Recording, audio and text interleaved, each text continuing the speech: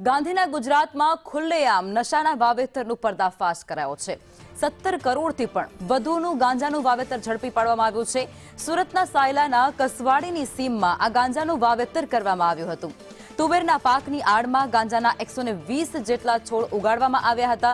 કપાસ અને એરંડાના પાકની આડમાં પણ ગાંજાનું મસમોટું વાવેતર કરાયું હતું। એસઓજીએ 17.54 કરોડના ગાંજાનું વાવેતર ઝડપી પાડ્યું છે। 2 શખ્સો સામે નાર્કોટિક્સ એક્ટ હેઠળ ગુનો પણ દાખલ કર્યો છે। ગાંજાના છોડને ઉખેડવા માટે 12 જેટલા જીઆરડી જવાનોની મદદ પણ લેવાની ફરજ પડી હતી। ટ્રેક્ટરો ભરી અને ખેતરમાંથી ગાંજો જપ્ત કરવામાં આવ્યો છે।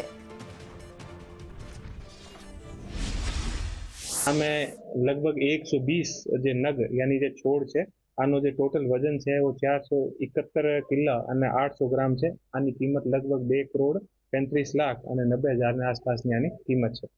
એ જે આપણે જે ઝાલા પોલીસ સ્ટેશનમાં જે ગુનો દાખલ થયો છે આ જે ખેતર જે છે આ ખેતર આપણે કસવાડી જે ગામ છે ત્યાં મળ્યો છે અને આમાં જે મુખ્ય આરોપી છે આનું નામ છે ભાઉભાઈ રવજીભાઈ મીઠાપરા અને આના જે જે ખેતર છે આને અંદર જે તુવરની જે ફસલનો વાવેતર કરેલ હતો અને આ તુવરની ફસલને અંદર એ મોટા છોડ જે છે મળ્યા છે।